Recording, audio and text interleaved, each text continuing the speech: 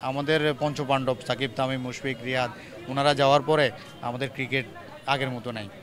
নির্বাচন নিয়ে যত মাথা ব্যথা ছিল, ক্রিকেট নিয়ে কোনো মাথা ব্যথা দেখছেন? পকেট ভর্তি করব, দেশে যদি জায়গা না হয় কানাডায় গিয়ে বেগমপাড়ায় বাড়ি কিনবো। সাবেক ক্যাপ্টেন মিতালি রাজের এভারেজ আমাদের তামিম ইকবাল থেকে বেশি।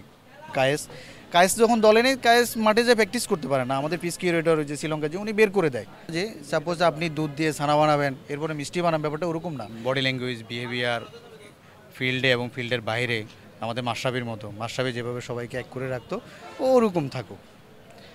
ওনাদের আমি রেসপেক্ট দিয়ে সম্মান দিয়ে বলতে চাই, ওনাদের মাঝে মাশরাফিদের 30%ও দেখা যায় না।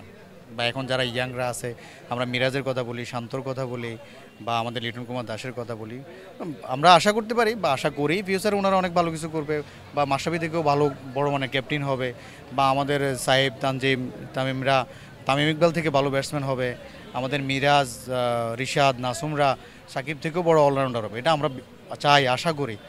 এটা আমাদের ভালো লাগবে, এটা আমাদের দেশের লাভ হবে, আমরা যারা ক্রিকেট ভালোবাসি আমরা উপকৃত হব।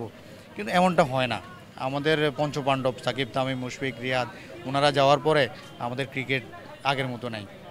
আপনি যখন একটা প্রোডাক্ট কিনবেন, সাপোজ আপনি একটা টি শার্ট কিনবেন, আপনি যখন যে ভালো ব্র্যান্ডের কিনবেন, আপনি শোরুমে যাবেন, আপনি চিরঙের প্রেক্ষাপটে আপনি সানমারে যাবেন বা আখতারুজ্জামানে যাবেন। ক্রিকেটটা ভাই ওরকম না, স্পোর্টস ওইরকম না। স্পোর্টস হচ্ছে আপনি মফস্বল থেকে নিয়ে আসতে হবে, রিয়েল ট্যালেন্ট যারা। আপনি স্পোর্টস এরকম না যে সাপোজ আপনি দুধ দিয়ে ছানা বানাবেন, এরপরে মিষ্টি বানাবেন, ব্যাপারটা ওরকম না। এটা ন্যাচারালি ক্রিয়েট হইতে হবে। ন্যাচারালি যারা ক্রিয়েট হচ্ছে আপনি ওদেরকে নিয়ে আসেন, ওদেরকে সুযোগ দেন।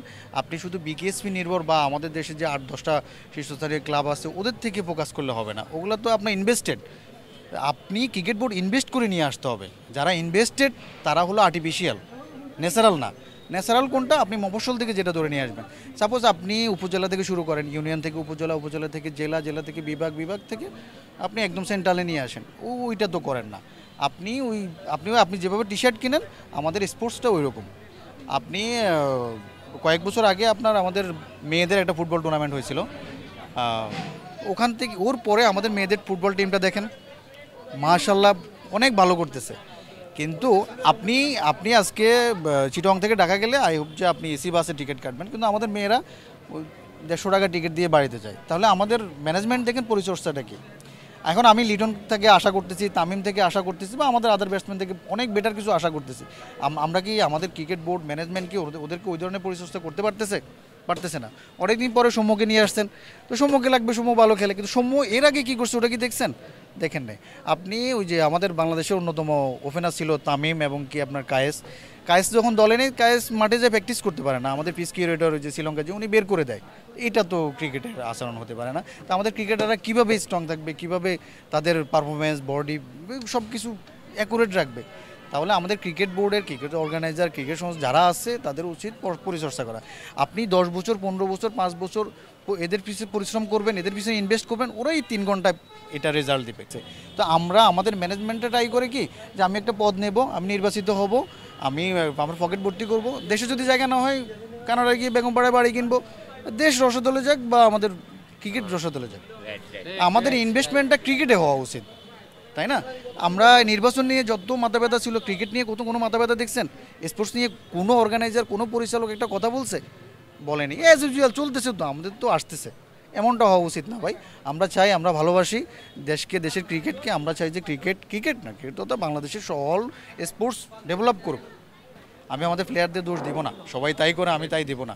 আমি তাই এটাই বলবো যে আমার ক্রিকেটারদের যারা মাঠে পারফর্ম করবে তাদেরকে ওভাবে তৈরি করে মাঠে নামানো উচিত।